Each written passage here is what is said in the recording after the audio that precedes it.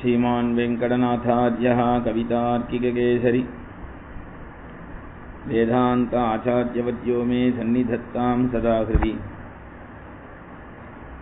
श्रीवासरंगपरकालमुनित्रयाप्तलक्ष्मात्मरक्षणेदि त्वयुगाहमान्तम्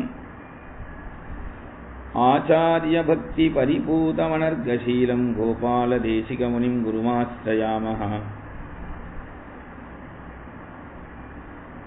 कूजन्तं राम रामेति मधुरं मधुराक्षरम् आरुह्य कविताशाखां वन्दे वाल्मीकिकोकिलम्। यः पिबन् सततं रामचरितामृतसागरम् अतृप्तस्तं मुनिं वन्दे प्राचेदसमकल्मषम्। गोष्पदीकृतवाराशिं मशकीकृतराक्षसम् रामायण महामालारत्नं वन्दे अनिलात्मजम्। अंजनानन्दनं वीरं जानकी शोकनाशनं कपीशमक्षहन्तारं वन्दे लङ्काभयङ्करम्। उल्लङ्घ्य सिन्धोः सलीलं यशोकवह्निं जनकात्मजायाः आदाय तेनैव ददाह लङ्कां नमामि तं प्राञ्जलिराञ्जनेयम्। आञ्जनेयमतिपाटलाननं काञ्चनाद्रिकमनीयविग्रहम् पारिजाततरुमूलवासिनं भावयामि पवमाननन्दनं। यत्र यत्र रघुनाथकीर्तनं तत्र तत्र ददमस्तकाञ्जलिं। बाष्पवारि परिपूर्णलोचनं मारुतिं नमत राक्षसान्तकम्। मनोजवं मारुततुल्यवेगं जितेन्द्रियं बुद्धिमतां वरिष्ठं वातात्मजं वानरयूतमुख्यं श्रीरामदूतं शिरसा नमामि। वैदेही सहितं सुरद्रुमतले हैमे महामण्डपे मध्ये पुष्पकमासने मणिमये वीरासने सुस्थितम्। अग्रे वाचयति प्रभञ्जनसुतेः तत्त्वं मुनिभ्यः परम्। व्याख्यान्तं भरतादिभिः परिवृतं रामं भजे श्यामलम्। नमोऽस्तु रामाय सलक्ष्मणाय देव्यै च तस्यै जनकात्मजायै। नमोऽस्तु रुद्रेन्द्रयमानिलेभ्यः नमोऽस्तु चन्द्रार्कमरुद्गणेभ्यः।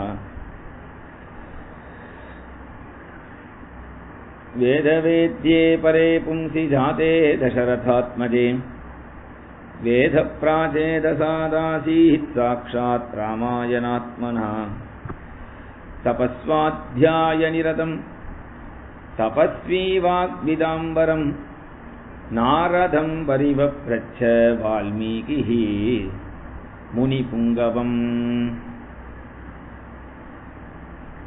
जानकीकान्तस्मरणं जय जय राम राम आंजनेय स्वामी की जय।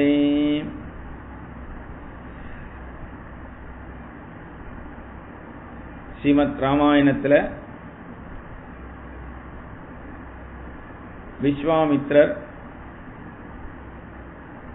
யஜ்ஞத்தை சம்ரக்ஷணம் பண்ணணும், யாகத்தை காப்பாற்றணும் என்று தசரதனிடத்தில் முறையிட்டு ராமலக்ஷ்மணர்களை அழைச்சிட்டு போனார்.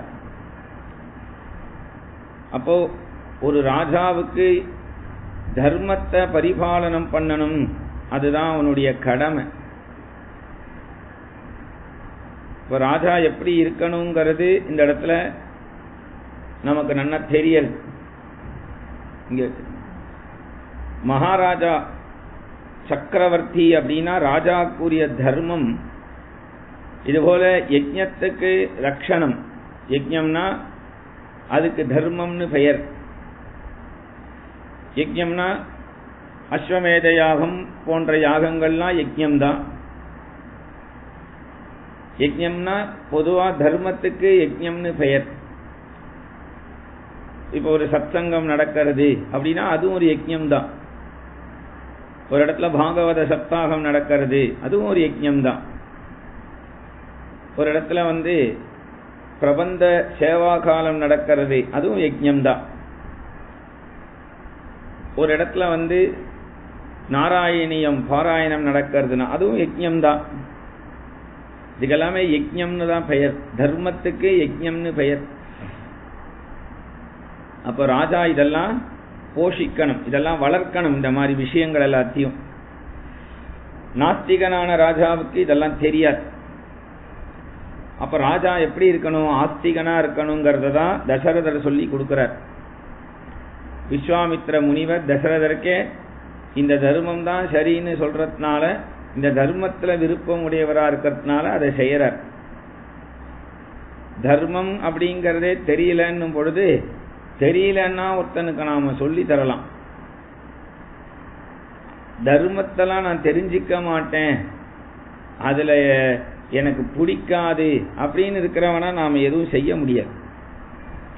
எனக்கு தர்மம் தெரியல, எப்படி தர்மம்ங்கிறது தெரியலையே அப்படின்னு ஒருத்தன் கவலைப்பட்டானா அவனுக்கு தர்மத்தை சொல்லி தரலாம், போதிக்கலாம். தர்மத்தை தெரிஞ்சிக்க ஆசை இல்லை அப்படிங்கிறதும், தர்மத்தை கேலி கிண்டல் பண்றவனுக்கு தர்மத்தை எப்படி சொல்லித்தர முடியும்? அப்ப தர்மத்துக்கு அந்த மரியாதை இருக்கு. தர்மம் ஒன்றும் இவனை கடைபிடிக்கலன்னா, இவன் தர்மத்தை கடைபிடிக்கலன்னா தர்மத்துக்கு ஒன்றும் நஷ்டம் கிடையாது, இவனுக்கு தான் நஷ்டம். தர்மப்படி நான் இருக்க மாட்டேன், அரசாட்சி பண்ண மாட்டேன், எங்கேயும் திருடுவேன், கொள்ளையடிப்பேன், ஜனங்களெல்லாம் நான் ஏமாத்துவேன் அப்படின்னு ஒரு ராஜா இருந்தான்னா அது தர்மத்துக்கு கவலை இல்லை, அந்த ராஜாவுக்கு தான் நஷ்டம். ஏன் அப்படின்னு சொன்னா, உடம்புல தெம்பு இருக்கிற வரைக்கும் தான் என்னைக்குமே எதையும் செய்ய முடியும். அந்த தெம்பு போயிடுத்து அப்படின்னு சொன்னா அப்புறம் அவன் எதை நினைச்சாலும் அவனுக்கு நடக்காது. எல்லாத்துக்கும் ஒரு காலம் அப்படிங்கிறது ஒன்று இருக்கே, அந்த காலம் என்றைக்கா இருந்தாலும் அவனவன் பண்ணியிருக்கக்கூடிய பாப புண்ணியங்களுக்கு அது சரியான பதில் கொடுக்காம விடவே விடாது. யாரா இருந்தாலும் தப்பிக்க முடியாது, காலத்தினிடத்திலேருந்து ஒருத்தரும் தப்பிக்க முடியாது.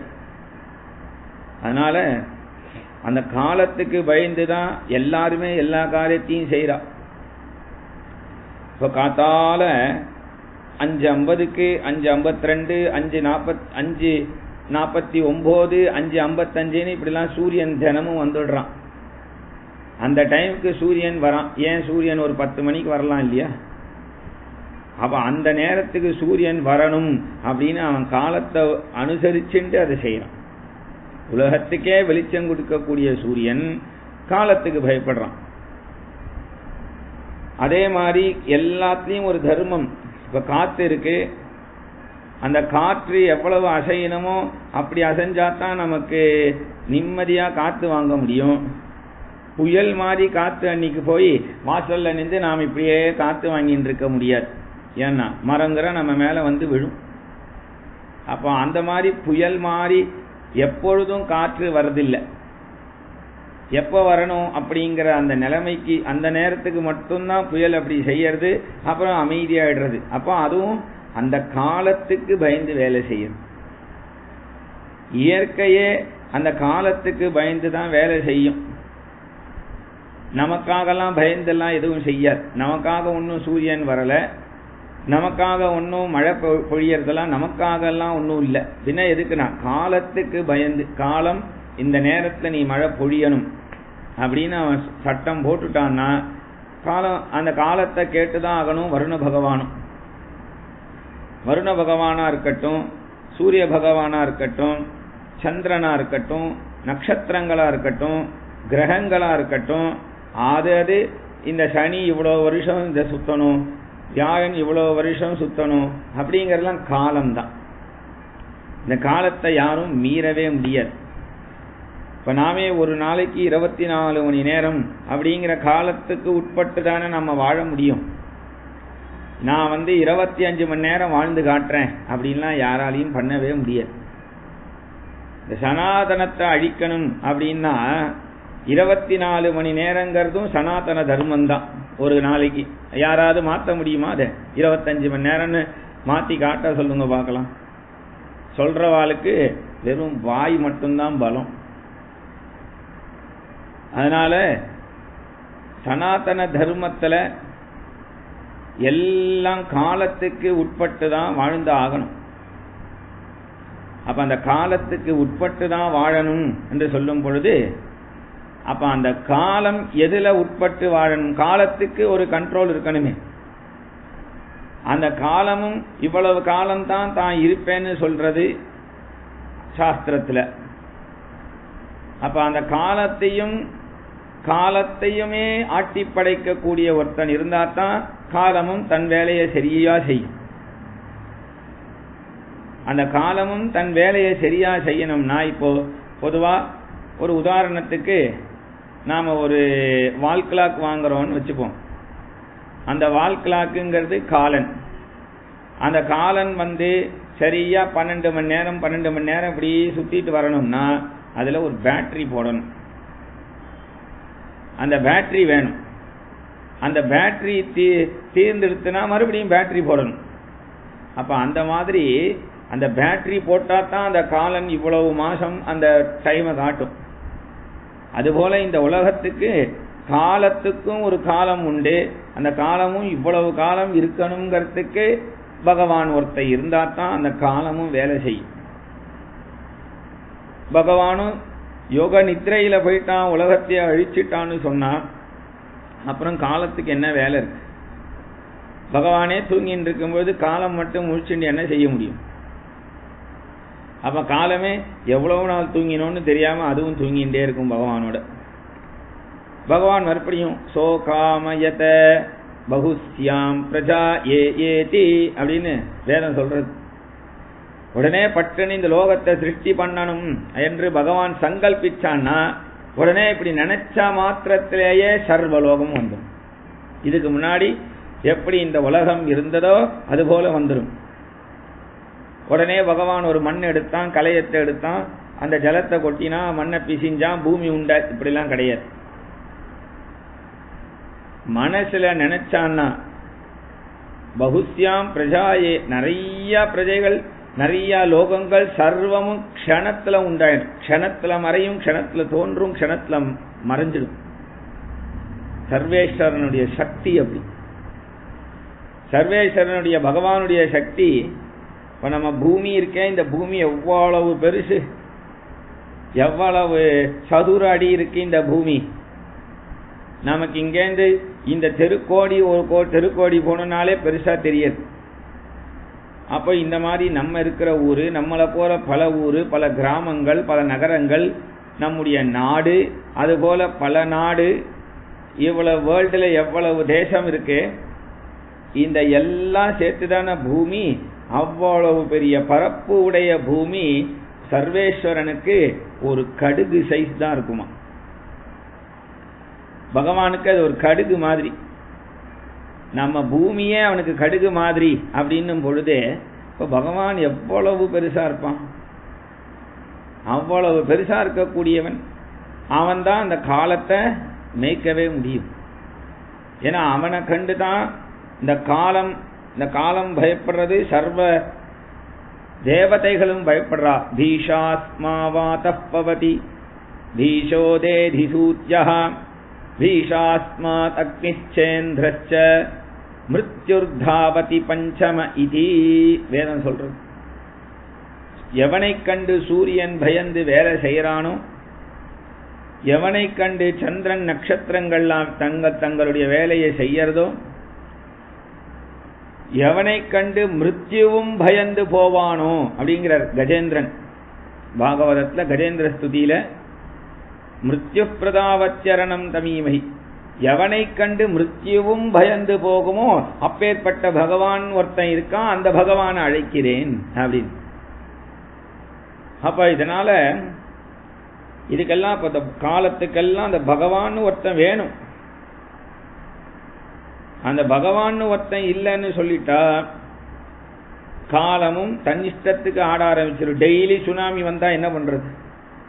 டெய்லி புயலாவே இருக்கு. எங்க பார்த்தாலும் மரம் விழறது, எங்க பார்த்தாலும் நெருப்பா எரியறது, எங்க பார்த்தாலும் எப்பொழுதும் 24 மணி நேரமும் நெருப்பு, 24 மணி நேரமும் கடல் பொங்கறது, 24 மணி நேரமும் பயங்கரமான காத்து அடிக்கிறது, மரம் விழறது.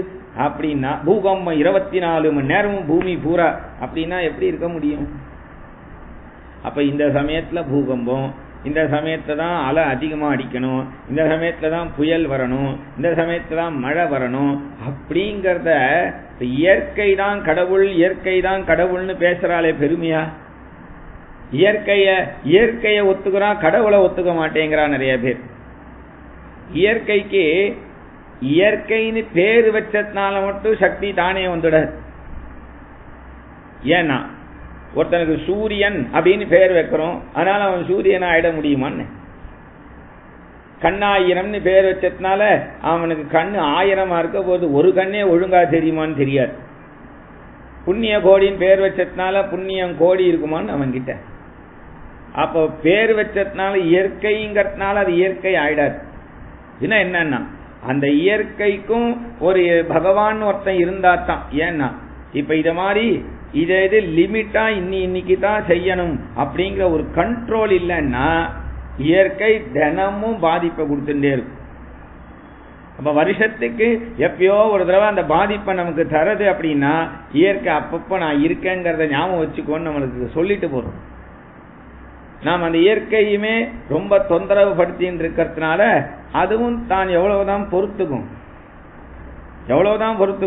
மரம் காத்து வேணும், அந்த காத்து இருந்தா தான் இயற்கை, காற்றுங்கிற இயற்கை மரம் மூலமா நமக்கு அது தன் வேலையை கொடுக்கும். அப்ப அந்த மரத்தெல்லாம் வெட்டிட்டா இயற்கை கோபம் வருமா வராதா?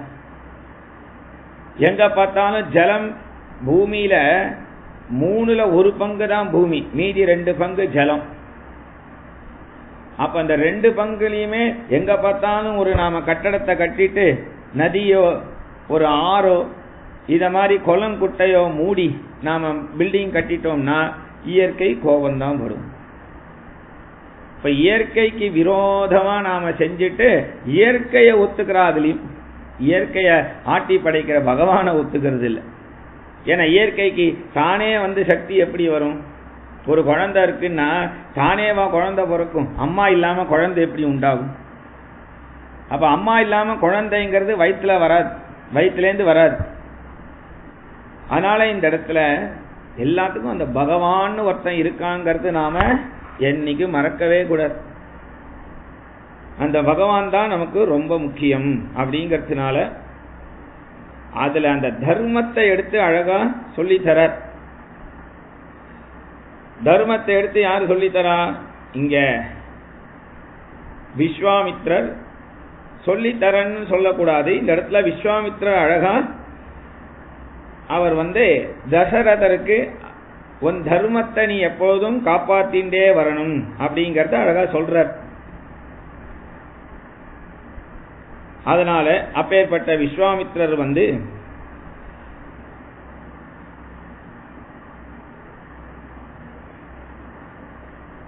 ராமலக்ஷ்மணர்கள் மூலமா யஜ்ஞத்தை காப்பாத்தணும்னு அழைச்சிட்டு போறார். நேத்திக்கே சொன்னோம், சரையு நதி தீரம் வந்தது. ராத்திரி அவர்கள் குழந்தைகளை தூங்க வச்சார், ராமலக்ஷ்மணர்களை. 12 வயசு. அப்படி ராத்திரி தூங்கிட்டு காத்தால விஸ்வாமித்திரர் எப்பொழுதும் போல சீக்கிரமே எழுந்து அனுஷ்டானம் பண்றார். அந்த அனுஷ்டானத்தை முடிச்சிட்டு பார்க்கிறார், ராமலக்ஷ்மணர்கள் தூங்கிட்டே இருக்கா.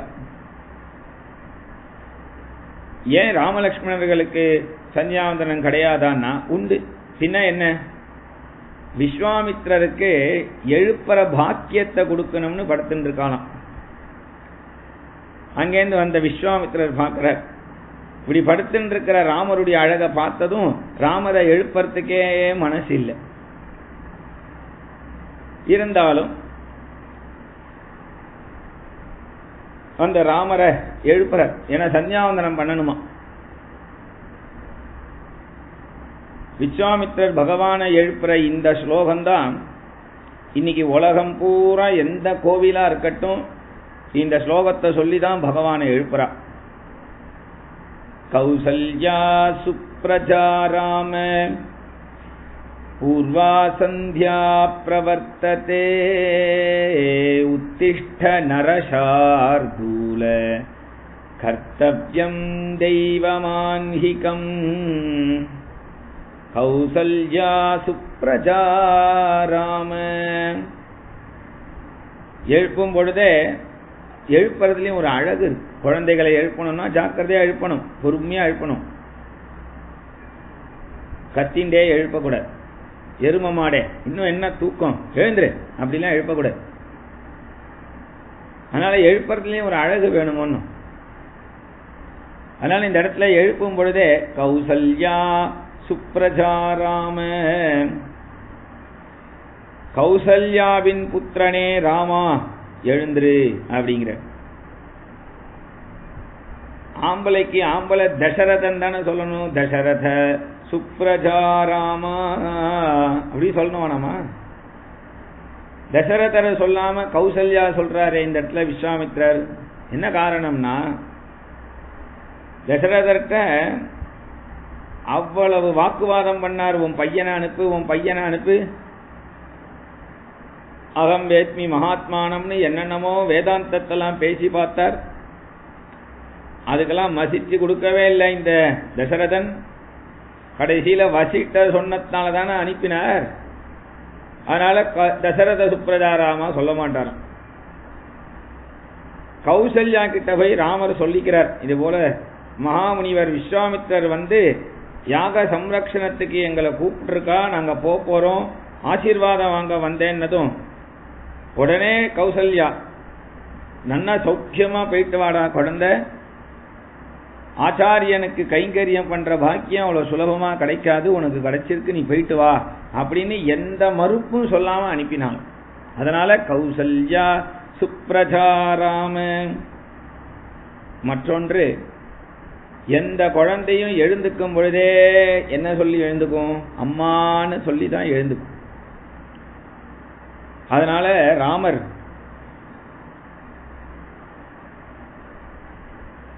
எங்கேயாவது அயோத்தியில படுத்துட்டு இருக்கோம், இப்ப அம்மா வந்து எழுப்புவா அப்படின்னு நினைச்சுட்டு அம்மான்னு சொல்லிட போறாருன்னு ஜாக்கிரதையா சொல்றார். கௌசல்யா அம்மா எழுப்பல, விஸ்வாமித்ரன் எழுப்புறேங்கிறத ஞாபகப்படுத்துறாராம். கௌசல்யா சுப்ரஜா ராம. அதனால இவர் எழுப்பும் பொழுது குழந்தை பயந்துடக்கூடாது இல்லையா? அதனால கௌசல்யா சுப்ரஜா ராம, கௌசல்யாவின் புத்திரனே எழுந்து. எதுக்கு சுவாமி எழுந்துக்கணும்? கொஞ்ச நேரம் தூங்க கூடாதா? இல்லப்பா, பூர்வா சந்தியா பிரவர்த்ததே, சந்தியாவந்தனம் பண்ணணும்பா. நீ வந்து உபநயனம் ஆயிடுத்துன்னா சந்தியாவந்தனம் பண்ணணும்னு ஒரு சட்டம் போட்டிருக்கியே, அதை நீயே பண்ணலைன்னா எப்படி? ராமர் கேட்டார். நான் பகவான் ஆச்சே, நான் பண்ணணுமா? பகவான்னா நான் என்ன வைகுண்டத்திலேயா வந்து உன்னை சந்தியாவந்தனம் பண்ணியான்னு கேட்கிறேன். பூலோகத்துல நீ வந்திருக்க, பூலோகத்துல வந்தவாளுக்கெல்லாம் இதான் ரூல், நீ தானே எழுதியிருக்க. அப்ப பூலோகத்துக்கு நான் வந்தா என்ன கேட்டுடுவீரா விஸ்வாமித்ரரே? ஆமா. அப்ப இதுக்கு முன்னாடி நரசிம்ம அவதாரம்னு ஒண்ணு நான் செஞ்சேன் சாயங்காலத்துல. அப்ப அந்த நேரம் சாயங்கால நேரம் தானே விஸ்வாமித்ரரே, நீ எங்க போயிட்டீர்? இது போல வந்து நரசிம்மரே ஹிரண்யகசிப்பு வதம் பண்றதுக்கு முன்னாடி சாயம் சந்தியாவந்தனம் பண்ணிட்டு அப்புறமா வதம் பண்ணுங்க அப்படின்னு சொல்ல வேண்டியதானே. உடனே விஸ்வாமித்திரர் சொன்னார், ஆமா நானும் அதை சொல்லலாம் தான் கிளம்பினேன். ஆனா ஒரு சின்ன சந்தேகம் எனக்கு. என்னன்னா, மனுஷனுக்கு இன்ன சாஸ்திர தர்மங்கள் எழுதிட்ட அனுஷ்டானம், மிருகங்களுக்கு இன்ன தர்மம் எழுதியிருக்க, மிருகமும் மனுஷனும் சேர்ந்து வந்தா என்ன தர்மம்னு இன்னும் நீ சொல்லவே இல்லையே. அதனால உனக்கு சந்தியாவந்தனம் உண்டா இல்லையாங்கிறத நாங்க வந்து பேசி தீர்மானம் பண்றதுக்குள்ள நீ வந்து அவதாரத்தையே முடிச்சிட்டு போயிட்ட. அதனால எழுந்துக்கோ. உத்திஷ்ட நரசார்தூல. மேலே என்னன்னா, அந்த சந்தியா தேவதையே உனக்காக காத்துன்னு இருக்கு. என்னன்னா, பகவான் அர்க்கியம் விட போறான், என்ன வந்து அர்க்கியமா விட போறான்னு அது காத்துன்னு இருக்குப்பா. அதனால கர்த்தவ்யம் தெய்வமான்ஹிகம். உலகத்துல நாம சந்தியாவந்தனம் பண்ணாம எது பண்ணாலும் பிரயோஜனமே கிடையாது.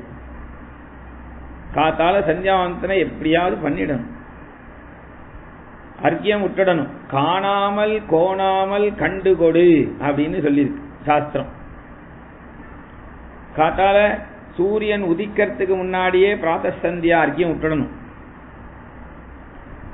மத்தியான சூரியன் உச்சியில இருக்கணும், இப்படியும் இருக்கக்கூடாது, இந்த பக்கமும் இருக்கக்கூடாது, சென்டர்ல இருக்கணும்.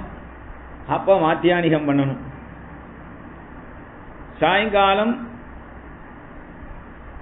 கண்டு கொடு. கண்டு கொடுனா அப்படியே சூரியன் அஸ்தமனமாற அந்த சமயம் அப்படியே இறங்குற நேரத்தில் அர்க்கியம் விடணும்.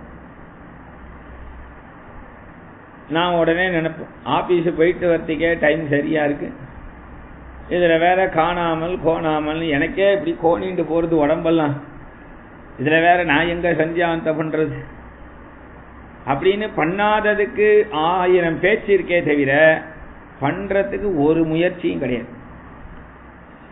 பண்ணலைன்னா பாபம்தான். சந்தியாவந்தனம் பண்ணாம ஸ்ராத்தம் பண்ணினா கூட அப்பா அம்மாவுக்கு போய் சேரவே சேர.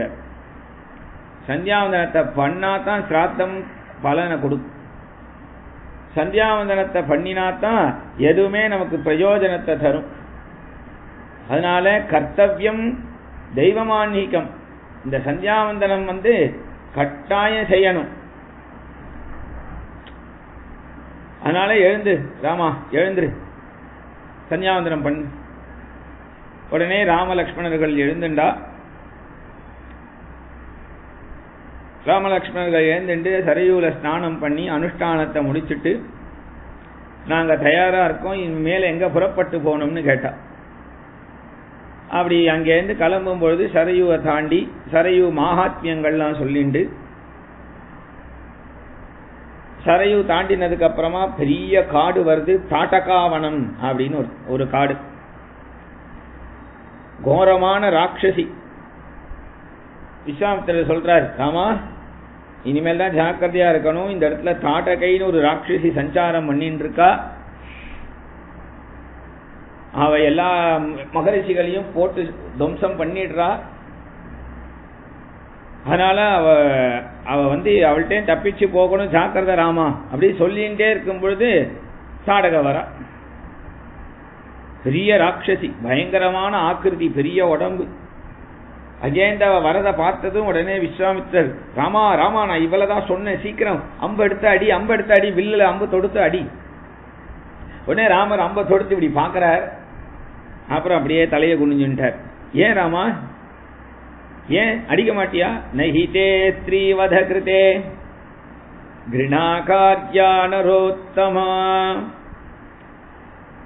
இது ஒரு ஸ்திரீயாருக்கு எப்படி அடிக்கிறதுன்னு யோசிக்கிறேன். ராமா என்ன நீ இப்படி பேசுற? உடனே விஸ்வாமித்திரர் சொன்னார், காட்டிலேருந்து ஒரு புலி வழி தவறி நகரத்துக்குள்ள வந்துடுத்து. கிராமத்தில் இருக்கக்கூடிய ஆடெல்லாம் மாடெல்லாம் அடிச்சு சாப்பிடுறது அது அந்த புலி. அப்போ காவலாளிக்கு இந்த விஷயம் தெரிஞ்சு போலீஸ்காரன் பிடிக்கிறான். அங்கேருந்து கன் எடுத்துன்னு போலீஸ்காரன் பார்க்கறான், இந்த புலியை சுடணும். இப்போ ஊர் மக்கள்லாம் வேடிக்கை பார்க்கறா. எல்லாரும் இதை சுடு சுடு சுடுங்கிறா. இவன் உடனே என்ன சொல்றான், இது பெண் புலிப்பா, நான் ஆண் புலியை தான் சுடுவேன், பெண் புலி எல்லாம் சுட மாட்டேன் அப்படின்னு எங்கேயாவது சொல்லுவானா? கஷ்டத்தை கொடுக்கிற இந்த ஒரு ராட்சசி இவ. இப்பேற்பட்ட ராட்சசி முனிவர்கள் எல்லாரையும் துவம்சம் பண்றா. இப்ப போய் நீ இது ஸ்திரீயா புருஷரான்னு ஒரு விசாரம் பண்ணிட்டு இருக்கிய, இதுக்குதான் உன்னை நான் அழைச்சிட்டு வந்தனா என்றெல்லாம் இப்படி கேட்டதும் உடனே இவர் யோசிக்கிறார். ஏன்னா எங்க அப்பா, உங்க அப்பான்னு பிதுர் வச்சன நிர்தேஷாத் பிதுர் வச்சன கௌரவாத். நீ இந்த மாதிரி மாட்டேன்னு சொன்னா உங்க அப்பாட்ட நான் என்ன போய் சொல்றது? உங்க பையனை அழைச்சிட்டு போனேன், ஒன்னுத்துக்கும் அம்பை எடுத்து உபயோகமே படுத்த மாட்டேங்கிறான், அதுவே துரு பிடிச்சிரும் போல இருக்கு, என்னத்துக்கு அந்த அம்பு வச்சிருக்கான்னு எனக்கே தெரியல, ஒரு ராட்சசி அடிக்க மாட்டேங்கிறான் அப்படின்னா அது நல்லா இருக்குமா உனக்கு? அப்பா சொன்னாதான் கேட்பியா, ஆச்சாரியன் நான் சொன்னா கேட்க மாட்டியான்னு? அப்படிலாம் இல்ல, நீங்க சொன்னதையும் நான் கட்டாயம் கேட்பேன். எனக்கு அந்த இது ஸ்திரீயா புருஷனாங்கிற ஒரு விசாரம்லாம் எனக்கு வேண்டாம், நீங்க சொல்றேன், நான் இப்பவே அடிக்கிறேன் என்று சொல்லி அந்த ராமர் சாட்டக்கைய அம்புனால அடிச்சார். அது நெஞ்சில பாய்ந்து உயிரை விட்டாவ. அது அப்புறம் கழன்று போச்சான். அது அவளுடைய நெஞ்சில கூட இல்லை, நெஞ்சில பட்டு அது வெளி வழியா போயிடுச்சு. அவளுடைய உயிர் போனதும் உடனே தேவர்கள்லாம் ஆகாசத்திலிருந்து புஷ்ப வருஷம் பண்ணினா. எல்லா தேவர்களும் விஸ்வாமித்திரருக்கு பிரத்யட்சமாயிட்டா. விஸ்வாமித்திரருக்கு பிரத்யட்சமாகி விஸ்வாமித்திரர்கிட்ட போய் சொல்றா, இவரை எங்களுக்கு அறிமுகப்படுத்தி விடுங்கன்னு. ராமரை அறிமுகப்படுத்தணுமா. விஸ்வாமித்திரர் ஒவ்வொரு தேவர்களையும் பிரத்யட்சமா பார்க்கறதுக்கு அவளுடைய மந்திரத்தை கோடி கணக்கில் மந்திரா ஜபம் பண்ணியிருக்கார் ஆவர்த்தி. அப்ப ராமருக்கு அந்தந்த தேவதைகளுடைய மந்திரத்தை சொல்றார், காதல தான் சொல்றார். ராமர் ஒரு தடவை தான் கேட்கிறார். அதுக்கே அந்த இந்திரன்லேருந்து எல்லாரும் பிரத்யட்சமாயிட்டான். ஏன்னா ராமம் அக்லிஷ்ட கர்மானம்னர். ராமர் ஒன்றும் பெருசா முயற்சிலாம் எதுவுமே பண்ண வேண்டாம், பிராக்டிஸ் பண்ணணும்னு ஒன்றும் அவசியம் இல்லை. ராமருக்கு ஒன்றும் பெருசா நான் ரொம்ப வருஷமா ரொம்ப மாசமா ஒன்றுத்த பழகணும் அப்படிலாம் ராமருக்கு எதுவும் கிடையாது. நினைச்சா அப்படியே செஞ்சிடுவார். உடனே அத்தனை தேவர்களும் பிரத்யட்சமாயி என்ன சொன்னான்னா, உனக்கு என்ன வரம் வேணுமோ கேளு ராமா அப்படி சொல்லல. இமேச்ச பரமோதாரஹா கிங்கராஸ்தவ ராகவ, நாங்கள்லாம் உனக்கு கிங்கரர்கள், கைங்கரியம் பண்ணுவதற்கு தயாரா இருக்கோம் ராமானாலாம்.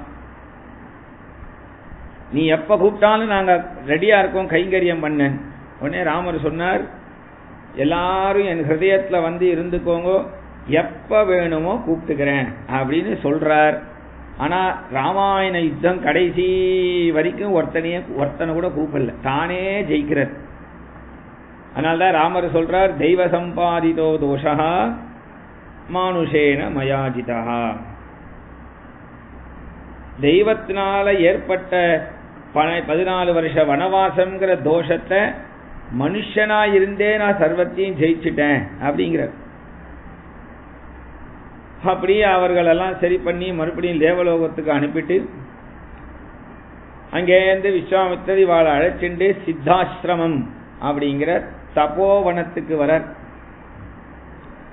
அது விஷ்ணு பகவான் விஷ்ணுவனுடைய க்ஷேத்திரம். வாமன பகவான் அங்கதான் அவதாரம் பண்ணார். கஷ்யப பிரஜாபதிக்கும் அதிதி மாதாவுக்கும் வாமன பகவான் அவதாரம் பண்ண இடம்.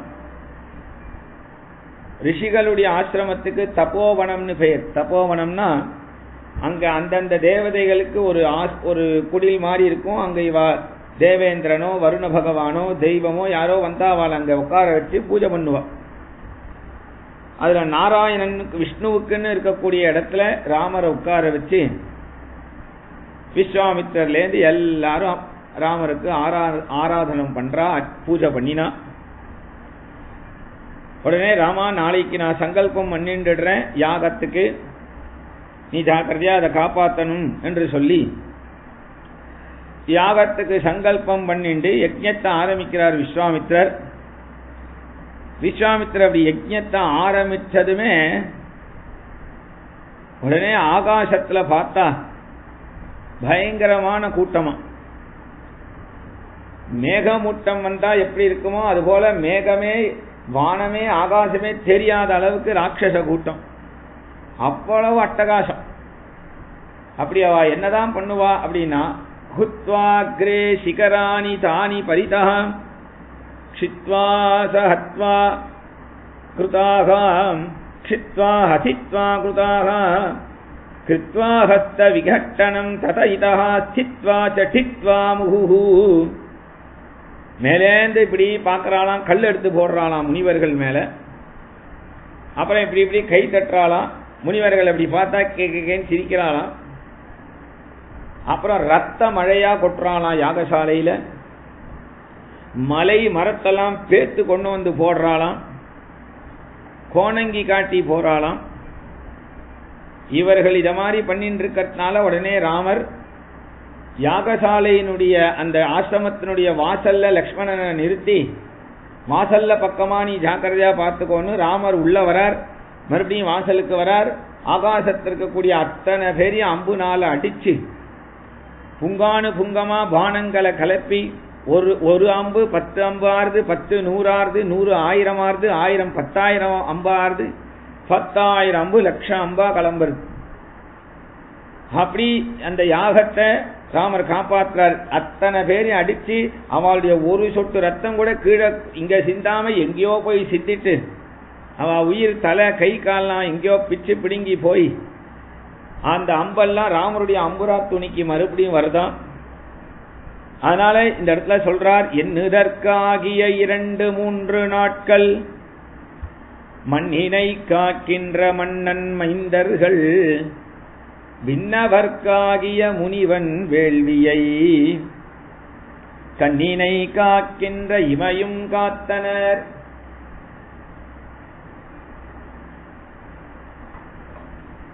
கண்ணை காக்கக்கூடிய இமய மாதிரி காத்தாலாம் அந்த யாகத்தை. இந்த 2 இம இருக்க, இந்த 2 இம, இந்த பூர்வம்னு சொல்றோமே, இதுல மேல் பூர்வம் கீழ் பூர்வம்னு 2 இருக்கு. இந்த மேல் பூர்வம் தான் ராமராம், கீழ்பூர்வம் லக்ஷ்மணனா. நடுவில் இருக்கக்கூடிய அந்த கண்ணு தான் யாகசாலை, அக்னி குண்டம், யஜ்ஞசாலை அதுதான். அதுல அந்த கண்ணு ஜோதியா இருக்கே, அதான் அக்னி, அக்னி மாதிரி. அப்போ வாசல்ல லக்ஷ்மணனை நிறுத்திட்டு ராமர் தான் வந்து பார்த்துட்டு ஜாக்கிரதை ஜாக்கிரதைன்ட்டு போறார். எப்பவுமே கீழ் இம பூர்வம் இருக்கே, அது மேல போகாது, ஒரே இடத்துல தான் இருக்கும், லக்ஷ்மணன் மாதிரி இருக்கான். அதனால மேல் பூர்வம் தான் இப்படி கண்ணை மூடி மூடி இடிச்சிட்டு வருது கீழ்பூர்வத்தை. அப்ப அந்த மேல் பூர்வம் மாதிரி ராமர் கீழ்பூர்வமான தம்பி லக்ஷ்மணனை இந்த யாகத்தை காப்பாத்துறதுக்காக ஜாக்கிரதை அப்படின்னு 2-3 நாள் யாகம், அந்த யாகத்தை அகோராத்திரம் முழிச்சுண்டு காப்பாத்துற. சுபாகு அப்படிங்கிற ஒரு ராட்சசனை ஆக்னேயாஸ்திரத்தினால பொசுக்கிடுறார் ராமர். மாரீச்சன் அப்படிங்கிற ஒரு ராட்சசனை மானவாஸ்திரங்கிற ஒரு அஸ்திரத்தினால அவன் அடிச்சு மயக்கமாக்கிடுறார், அவன் ஓடி போயிடுறான். அப்புறம் வாயவியாஸ்திரங்கிற ஒரு அஸ்திரத்தினால ஆகாசத்தில் இருக்கக்கூடிய எல்லாரையும் சின்ன பின்னமாக்கி ஆகாசத்தை சுத்தமா சரி பண்ணிடுற. யஜ்ஞம் பூர்த்தி ஆயிடுறது. அப்போ எந்த ஒரு காரியத்துக்காக ராமலக்ஷ்மணர்களை அழைச்சின்னு வந்துட்டாலோ அது விஸ்வாமித்திரருக்கு நிறைவேறிடுது. யஜ்ஞம் பூர்த்தியாகி அவபிரத ஸ்நானங்கள்லாம் ஆகி விஸ்வாமித்திரர் உட்கார்ந்து இருக்கார். ராமலக்ஷ்மணர்கள் சேவிக்கிறார். விஸ்வாமித்திரருக்கு ரொம்ப நாள் ஆசை, அந்த சித்தாசிரமத்தில் ஒரு யாகம் பண்ணணும்னு. அது நிறைவேறிடுது. அதான் ஆசிரமத்தில் இந்த காரியம் நடந்து முடிஞ்சிடுச்சே. அப்ப ராமர் உடனே ராமலக்ஷ்மணர்கள் உடனே விஸ்வாமித்திரர்கிட்ட சரி அப்படியானா நாங்க கிளம்புறோம், வந்த வேலை முடிஞ்சுடுத்து, நாங்க கிளம்பட்டுமா அப்படின்னு அதிக பிரசங்கியா கேட்கல. விஸ்வாமித்திரரும் நீங்க இந்த காரியத்துக்கு தான்ப்பா வந்தீங்க, நீங்க போயிட்டு வரீங்களா என்ன அப்படின்னு எதுவும் அவர் நீங்க போயிட்டு வாங்கன்னு சொல்லல. அப்போ விஸ்வாமித்திரர் சொல்றார், ஏன்னா ஸ்ரேயஸ்சாஸ்மி பிரதாஸ்யாமி பகுரூபம் ந சம்சயான்னு. அந்த ராமலக்ஷ்மணர்களுக்கு இன்னும் நிறைய ஸ்ரேயஸ் நல்லது பண்ணி அனுப்புறேன்னு சொல்லியிருக்காரு. அதனால விஸ்வாமித்திரர்கள் ராமலக்ஷ்மணர்களை பார்த்து சொல்றார், நாங்கெல்லாம் விதேக தேசம் நோக்கி புறப்பட்டு போறோம்.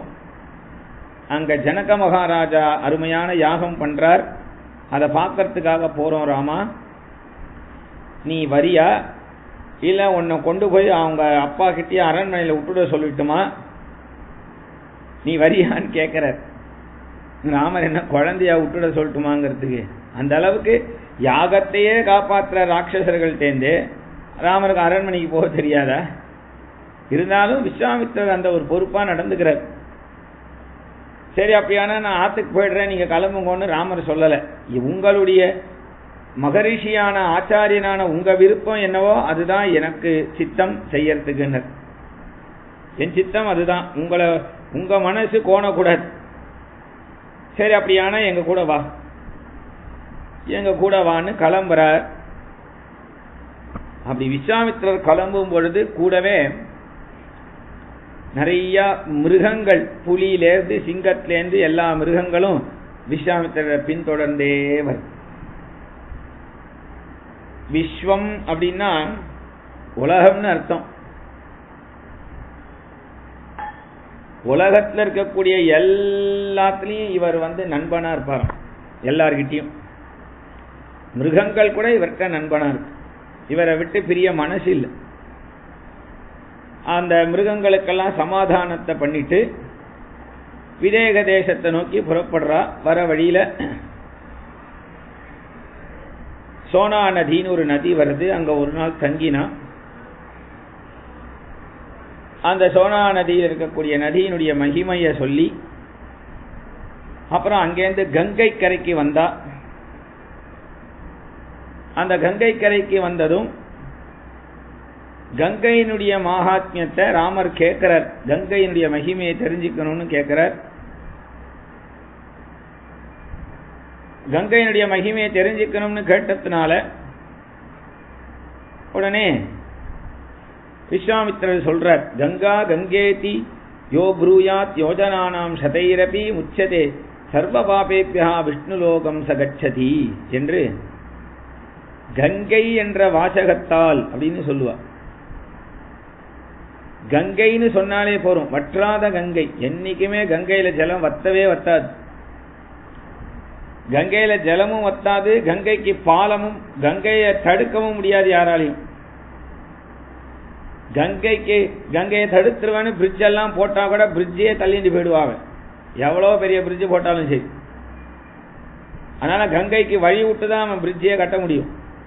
கங்கை அவ்வளோ பவர்ஃபுல், ஜாஸ்தி. அப்ப அந்த கங்கை எப்படி பூமிக்கு வந்ததுன்னு அந்த கங்கையினுடைய கதையை சொல்றார் விஸ்வாமித்திரர். விஷ்ணு பாதோத்பவா கங்கா அப்படின்னு, விஷ்ணு பாதத்திலேருந்து தோன்றினவள். பாகவதம் கூட சொல்றது பஞ்சமஸ்கந்தத்துல, வாமபாதாங்குஷ்ட நக நிர்பின்ன ஊர்த்வாண்ட கடாக விவரேன அந்த பிரவிஷ்டாயா பாஹ்ய ஜலதாரா தச்சரணாவனே ஜனாருண பங்கஜாருண கிஞ்சல் கோபரஞ்சித ஜகத் அகமலாப உபஸ்பர்ஷனமாலா எத்தத் விஷ்ணு பதமாகு. வாமபாதாங்குஷ்ட, வாமனமூர்த்தி பகவான் திரிவிக்ரம அவதாரமா எடுத்தாரே, அந்த திரிவிக்ரம அவதாரத்துல வலது திருவடி இடது திருவடி முழுக்க பூமியை அளந்துடுறார். அவருடைய வலது திருவடி புவர்லோகம், மகர்லோகம், ஜனோலோகம், தப்போலோகம், சத்தியலோகம்னு பிரம்மாவுடைய லோகம் வரைக்கும் போறது அந்த திருவடி. 2 பேருக்கு சனி ஞாயிறு லீவு கூட கிடையாது. யாருக்கு அப்படின்னா, ஒன்னு பிரம்மாவுக்கு, ஒன்னு யமதர்மன். 2 பேரும் லீவே போட முடியாது, வேற ஆளும் மாற்ற முடியாது. அப்ப அந்த பிரம்மா சிருஷ்டி பண்ணிட்டே இருக்கிறவர், அவாத்துக்கு பகவானுடைய திருவடி, வந்த திருவடி 2 வரக்கூடாதா, 1 மட்டும் கால் வச்சிருக்கார். பகவான் வரதே பெருசு, இதுல 1 கால் வச்சா போறாது, 2 கால் வைக்கணும்லாம் நாம சொல்ல முடியுமா? அதனால அந்த ஒரு திருவடியை வந்ததை பார்த்ததும் உடனே சந்தோஷப்பட்ட பிரம்மா ஒரு கமண்டலு வச்சுட்டு இருக்கார். அந்த கமண்டலு தான் அவர் சிருஷ்டி பண்றதுக்காக வச்சிருக்கிற ஜலம், எப்பொழுதும் வற்றாம இருக்கும். ஆனா வாமன திருவிக்ரம பகவானுடைய திருவடிய பாத பூஜை பண்ணலாம்னு அந்த கமண்டல ஜலத்தை இப்படி இறக்கினார், மொத்த ஜலமும் காலியா போயிடுச்சு. எவ்வளவு திருவடியில முழுக்க அவரால அபிஷேகம் பண்ண முடியலையாம். அந்த திருவடியில மேல் பாதம் கூட பண்ணல, கீழ்பாதம் பண்ணல, 5 விரலுக்கு கூட இவர் திருமஞ்சனம் பண்ணல. பின்ன என்னன்னா, அவர் கமண்டல எவ்வளவு ஜலம் இருந்தாலும் அந்த ஜலம் வாமனமூர்த்தி பகவானுடைய வலது கால் இல்ல, இடது கால், தப்பா சொல்லிட்டேன், இடது கால் திருவடி. அந்த இடது காலில் இருக்கக்கூடிய கட்ட விரல், அந்த கட்ட விரல்ல இருக்கக்கூடிய நகத்துக்கு தான் பிரம்மா கிட்ட ஜலமே இருந்துதான். அந்த இடது கால் அந்த நகத்திலேருந்து வந்த ஜலம்தான் பூமியில் அப்படி வருது, ஆகாசத்தை கிழிச்சிண்டு வருது கங்கை. பகவான் விஷ்ணுவனுடைய திருவடியிலேருந்து வந்ததுனாலே விஷ்ணுபதினு பெயர். விஷ்ணு பாதோத்பவா கங்கான். அங்கேருந்து கிளம்பி இந்த கங்கைக்கு நிறைய பேர் உண்டு. பிரம்மலோகத்துக்கு வர ஓடி, பிரம்மலோகம் தாண்டி தபோலோகத்துல வரா, அங்க துருவசுவாமி இருக்கார். துருவமண்டலத்துக்கு வரா துருவசுவாமி. அஸ்மத் குலதேவதா சரணாரவிந்தோதகமிதி யாம் அனுசவனம் உத்கிருஷ்யமானகா பகவதீதி என்று அஸ்மத் குலதேவதா, என்னுடைய குலதெய்வமான பகவான் ஸ்ரீமன் நாராயணனுடைய திருவடியிலேருந்து தோன்றின கங்கை அப்படின்னு தினமும் 3 தடவை அதுல குளிக்கிறான் அந்த கங்கையில. அந்த துருவமண்டலத்தை தாண்டி மகர்லோகம், அதை தாண்டி சப்தரிஷிகள் மண்டலத்துக்கு வருது. அங்கேருந்து தேவலோகத்துக்கு வந்தது. சொர்க்கலோகத்துல வரும் பொழுது மந்தாகினின்னு பெயர். சொர்க்கலோகத்தில் இருக்கக்கூடியவா யாருக்குமே வேர்க்காதான். அதனால கங்கை எப்போதும் பரிசுத்தமா இருக்கு. பூமிக்கு வரணும். எதுக்காக பூமிக்கு வரணும் அப்படின்னா, சகர சக்கரவர்த்தின்னு ஒருத்தர் இருந்தார். அந்த சகர சக்கரவர்த்தி அஸ்வமேத யாகம் பண்ணினார். அவர் பண்ற அஸ்வமேத யாகத்துல அவருடைய குதிரைய தேவேந்திரன் திருடிண்டு போயிடுறான். அவன் எங்கேயோ கொண்டு போயிட்டான். அந்த குதிரை இல்லைன்னா இவரால சொர்க்கத்துக்கு போக முடியாது, யாகம் பூர்த்தி ஆகாததுனால. அதனால சகர சக்கரவர்த்தி இதை எப்படி இந்த யாகத்தை பூர்த்தி பண்றது, குதிரையை தேடுறது என்று கவலைப்படும் பொழுது அவருக்கு 60,000 புத்திரர்கள். அந்த 60,000 பேரும் நாங்க போய் இந்த குதிரையை மீட்டுண்டு வரோம் என்று சொல்லி அந்த குதிரை நடந்து போன அந்த காலடி பாதத்தை வச்சு அடையாளத்தை வச்சு போனா, அது சமுத்திர கரையில சமுத்திரத்திலேருந்து சமுத்திர பூமியை பொளந்துண்டு குதிரை அது உள்ள போயிருக்கு. உடனே 60,000 பேரும் அந்த சமுத்திரத்தை தோண்டினா, அந்த மண்ணை இவா தோண்டினதுனால இவாளால ஒரு சமுத்திரம் உண்டாயிடுச்சு. 60,000 பேரால ஒரு சமுத்திரம். ஏற்கனவே சமுத்திரம் உண்டு, இது 60,000 பேர் தோண்டினத்தினால ஏற்பட்ட ஒரு சமுத்திர ஜலம். அதுக்கு சாகரம்னு பெயர். சகர சக்கரவர்த்தியினுடைய புத்திரர்களால உண்டானத்தினால சாகரம்.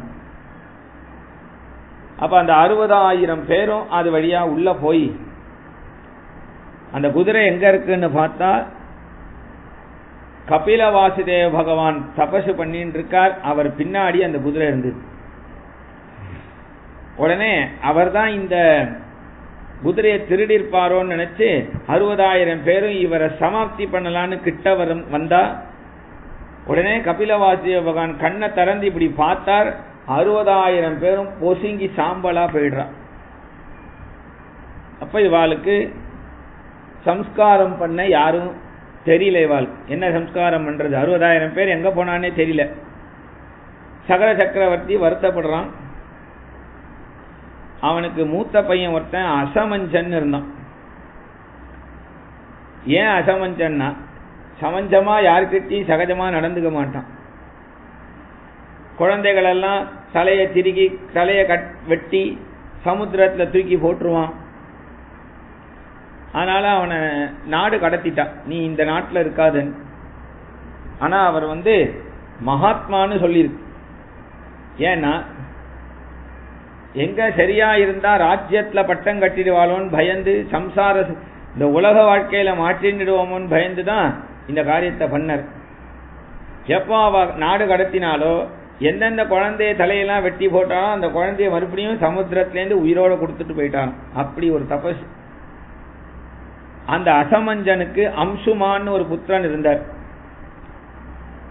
அந்த புத்திரன் இந்த 60,000 பேர் என்ன ஆனான்னு தெரியல, குதிரை எங்கன்னு தெரியல, அவரு தேடிட்டு வர்றார். சமுத்திரத்துல 60,000 பேர் தோண்டின அந்த அடையாளம் தெரியறது. அது வழியா வந்து பார்க்கிறார். கபில வாசுதேவ பகவான் தபஸ் பண்றத பார்த்ததும் உடனே அவருக்கு இந்த அம்சுமான் அவரை நமஸ்காரம் பண்ணி விழுந்து சேவிச்சு, இது போல இந்த குதிரை எடுத்துட்டு போனாதான் எங்க தாத்தாவை நல்ல கதி அனுப்ப முடியும், நான் எடுத்துட்டு போட்டுமான்னு அனுமதி கேட்க கபிலவாசுதேவ பகவான் எடுத்துட்டு போப்பான்னு சொல்றார். அப்ப அம்சுமான் அதை எடுத்துட்டு வர வழியில எதிர்க்க கருட பகவான் அங்க பாரு ஒரே சாம்பலா இருக்கே, என்ன தெரியுமான்னு. என்னன்னு, உன்னுடைய மூதாதையர்கள் 60,000 பேர் இங்க சாம்பலா இருக்கா, இவாலாம் நல்ல கதி அடையணும்னா இவா மேல கங்கை படணும். அப்படியா அப்படின்னு கேட்டு அவன் போனா, யாகத்தை தான் முடிச்சு வைக்க முடிஞ்சதே தவிர அம்சுமானால கங்கைய பூமிக்கு கொண்டு வர முடியல. கங்கைய பூமிக்கு கொண்டு வர முடியல. இப்படி பரம்பரையா ஒவ்வொருத்தர் கேட்டு கேட்டு கேட்டு யாராலையும் இந்த 60,000 பேருக்கு ஒரு நல்ல வழி பண்ண முடியல. அப்ப அந்த வம்சத்துல பகீரதன் அப்படின்னு ஒரு மகாத்மா வந்தார். அவர் இந்த விஷயத்தை கேள்விப்பட்டு, ராஜ்யம்லாம் எப்பவானாலும் இருக்கும், அதை பத்தி நமக்கு இப்ப முக்கியம் இல்லை, 60,000 பேரை கரையேற்றணும். 60,000 பேரை கரையேற்றணுங்கிறதுக்கு பிரம்மாவை குறித்து பயங்கரமான கோரமான தபசு பண்ணினார் பகீரதன். பகீரத பிரயத்னம்னு சொல்லுவா. ஏதாவது ஒரு பெரிய காரியம் பண்ண முடியாத பண்ணிட்டா பகீரத பிரயத்னமே பண்ணிட்டே நீ அப்படின்னு. அந்த பிரம்மாவை குறித்து தபசு பண்ண பிரம்மா பிரத்யக்ஷமானார். பிரம்மா கேட்டார், என்ன வேணும், என்ன வரம் வேணும்னர். இது போல எங்க மூதாதையர்கள் கரையேறணும், அதுக்கு கங்கை பூமிக்கு வரணும், உன் பேச்சை எல்லா தேவதைகளும் கேட்பா போ அப்படின்னார். உடனே அங்கேருந்து கங்கை கிட்ட வந்தா இந்த பகீரதன் இது போல என்னுடைய மூதாதையர்கள்லாம் உனக்காக தான் காத்துன்னு இருக்கா, நீ அவன் மேல பட்டனா அவ நல்ல கதி அடைஞ்சிடுவா, நீ கொஞ்சம் பூமிக்கு வரியான்னு. உடனே அந்த கங்கை பூமிக்கு வரத்துக்கு அழுதாலாம், நான் எவ்வளவு சுத்தமா இருக்கேன், என்ன பூமியில வந்தா அசுத்தம் பண்ணிடுவாளே, மலமூத்திரங்கள்லாம் அலம்பிப்பா, நிறைய தலைமுடியெல்லாம் போடுவா, எலும்பு சதையெல்லாம் என் மேல போடுவா, செத்த பொணத்தை என் மேல போடுவா, அசுத்தமா ஆயிடுவனேனா என்று கவலைப்பட்டாலாம். உடனே பகீரதன் சொன்னார், நீ எந்த திருவடியிலேந்து வந்தியோ அந்த திருவடியை அனவிரதமும் ஹிருதயத்திலே வச்சிருக்கக்கூடிய சாதுக்கள், அந்த சாதுக்களுடைய ஸ்பர்ஷம் உன் மேல படணுமா வேண்டாம். உடனே கங்கை நான் வரேன்ட்டா. ஆனா என்னுடைய வேகத்தை பூமி தாங்காது, என்ன ஒருத்தர் தாங்கி வெளியில விடணும். யாரு முதல்ல என்னை யார் தாங்குவா, என்னை தாங்கிறது பரம பக்தனா இருக்கணும், பகவானுக்கு பரம வைஷ்ணவனா இருக்கணும். உடனே சிவபெருமான் என் தலையில நான் தாங்கிக்கிறேன். வைஷ்ணவானாம் யதாசம்பு. அங்கேந்து வேகமா சிவபெருமானுடைய சிரசில கூந்தலுக்குள்ள வந்தா. அப்ப விழுந்த அந்த கங்கை ஒரு சொட்டு கூட வெளியில வரல. இந்த சிவபெருமான் எவ்வளவு நாள் ஆச்சோ தெரியல, தலைக்கு குடிச்சு ரொம்ப உஷ்ணமா இருக்கார் போல இருக்கு, அத்தனை கங்கையும் முழுங்கிட்டார் போல இருக்கு. உடனே சிவபெருமான ஸ்தோத்திரம் பண்ணா பகீரதன். அவருக்கு மனசே இல்லாம கொஞ்சோண்டு அந்த கேசத்தை தள்ளினாராம், அதுலேருந்து வெள்ளம் வந்தாலும் கொஞ்சம் கங்கை சிவபெருமானுடைய தலையில தாங்கினதுனால அந்த சிவபெருமான் கங்காதரனா ஆயிட்டார். அவருடைய தலை கேசத்துக்கு அலகாபாரம், அந்த அலக்கத்திலேருந்து வெளியில வந்ததுனால கங்கைக்கு அலகநந்தா அப்படின்னு பேர், அலகநந்தான்னு பேர். மறுபடியும் கங்கை கேதார்நாத், ஹரித்வார் கஷேத்திரம், இப்படி எல்லா இடத்துலயும் அலகநந்தான் தான் பேர். மறுபடியும் கங்கை காட்டு வழியா வரா, பயங்கர குறும்பு ஜாஸ்தி. ஜன்ஹூன்னு ஒரு முனிவர், அவர் ஏதோ ஒரு சின்ன குடிசை வச்சுண்டு ராஜரிஷி வேஷம் போட்டுண்டு யாகம் பண்ணிட்டு இருக்கார். இந்த கங்கை சும்மா நேரா போகாம எதுக்கு அவர் ஆசிரமத்துள்ள போயிட்டு வரலான்னு உள்ள போனான். ஆசிரமத்தில் அந்த யாகத்தை அழிக்கலான்னு. அப்ப இந்த ஜன்ஹு பார்த்தார், சமுத்திரத்தையே எடுத்து குடிக்கிற அகஸ்தியருக்கு நான் என்ன சலையா அப்படின்னு அந்த கங்கையை அப்படியே எடுத்து கையில வாரிண்டு அச்சுதாய் நமஹா அப்படின்னார். அத்தனை கங்கை ஜலமும் அவர் வாயுள்ள போயிடுச்சு. உடனே இந்த கங்கை இப்படி காணா போயிட்டாலேன்னு இந்த ஆசிரமத்துள்ளதான் போனா அங்க ஜன்ஹு மகாராஜா ஜன்ஹு முனிவரை பார்த்து, இது போல எங்க மூதாதையர்கள் நல்ல கதி அடையணும், அதுக்காக நீங்க கொஞ்சம் கங்கையை விடணும்னு ரிக்வஸ்ட் பண்ணிட்டார். உடனே அவர் வலது காதை இப்படி தட்டினார். வலது காதுலேருந்து கங்கை வெள்ளம் வந்தாலும் அவர் காதுலேருந்து. அதனாலதான் பெரியோர்கள்லாம் இப்படியே ஒரு கொட்டாவி விட்டா அது அசுத்தம் கை, அப்புறம் மூக்க தொட்டா கை அசுத்தம், கண்ணை இப்படி தொட்டோம்னா கண்ணெல்லாம் இப்படி தொடுறோமே இதெல்லாம் கை அசுத்தம்னு பேரு அப்புறம் கைக்கு. அதனால உடனே அலம்பணும் கைய. அப்ப அலம்ப முடியாத சமயத்துல எங்கேயாவது நம்ம போயிட்டு இருக்கோம், ஜலம் இல்லைன்னா வலது காதுல கையை வச்சுக்கோன்னு சாஸ்திரம் சொல்லுது. ஏன்னா கங்கை இருக்கிறதா ஐதீகம் எல்லாருக்கும் வலது காதுல. அதனால நன்னா சாப்பிட்டு இப்படி எச்ச பண்ணிட்டு உடனே வலது காதுல கை வச்சிடக்கூடாது. அதனால சொல்லலை இந்த இடத்துல. அதனால இந்த இடத்துல நாம சுத்தமா இருக்கணும், முடிஞ்ச அளவுக்கு சுத்தமா இருக்கணும். சுத்தமா இருக்க முடியல அப்படின்ற பட்சத்துல ஜலத்தை நாம இது பண்ணிக்கணும். அதனால இந்த வலது காதிலேருந்து வந்ததுனால இந்த கங்கைக்கு ஜான்ஹவின்னு ஒரு பேர். அப்புறம் இப்ப கொஞ்சம் சமத்தா ஆயிட்டா, கொட்டமெல்லாம் அடங்கிடுத்து, இப்போ அடக்கமா போறாளாம் பகீரதன் பின்னாடி. அதனால பகீரதனுக்கு பெண்ணா ஆயிட்டாளாம் இந்த கங்கை. அதனால பாகீரதின்னு பேர். எப்போ அதுக்கு கங்கைனா ஹரித்வார் கஷேத்திரத்துல இறங்குறா. அந்த ஹரித்வார் கஷேத்திரத்துல பூமியில காம் அப்படின்னா பூமின்னு பெயர். அந்த பூமிக்கு இறங்கினா காம் கா கங்கா அப்படின்னு பேர். அப்புறம் பாதாள லோகத்துல போய் இந்த மூதாதையர்கள் மேல படுறா. பாதாள லோகத்துலாம் போகவதின்னு பெயர். 60,000 பேரு நல்ல கதி அடைஞ்சா என்று இந்த கங்கையினுடைய மகாத்மியத்தை ரொம்ப விவரிச்சு அழகா விஸ்வாமித்ரர் ராமருக்கு சொல்லும் பொழுதே உன் திருவடியிலேந்து தோன்றினது தானேன்னு நினைச்சிட்டு சொல்றார். ஆனா ராமர் மூதாதையர்களான பகீரதன் போன்ற மகாத்மாவனுடைய தபசுன்னு அப்படி கேட்கிறார். ராமருடைய குணம். இந்த கங்கையினுடைய மகிமையை கேட்டவாளுக்கும் அவா மூதாதையர்கள்லாம் நல்ல கதி அடைவா அப்படின்னு சொல்லி, பொதுவா ஸ்ராத்த சமயத்துலலாம் கங்கா மகாத்மியம் பாராயணம் பண்றது உண்டு. ராமாயணத்துல நாம பாராயணம் நாம் பாட்டும் பண்ணலாம், ரொம்ப நல்லது அன்னைக்கு பாராயணம் பண்ணா. அதனால இந்த கங்கையினுடைய மகிமையை நாம இப்படி தெரிஞ்சுக்கணும்னு ராமாயணத்துல இங்க அழகா விவரிச்சு சொல்லியிருக்கா. இந்த கங்கையினுடைய மகாத்மியத்தோட இன்னைக்கு நாம உபன்யாசத்தை நிறுத்திக்கலாம். இதுக்கப்புறம் நாளைய உபன்யாசத்துல அகல்யா சாப விமோக்ஷனமும் சீதா கல்யாணமும் நாளைக்கு நாம் உபன்யாசத்துல கேட்கலாம். ஜானகி காந்த ஸ்மரணம். ஜெய் ஜெய் ராம ராம. ஆஞ்சநேய சுவாமிக்கு ஜெய்.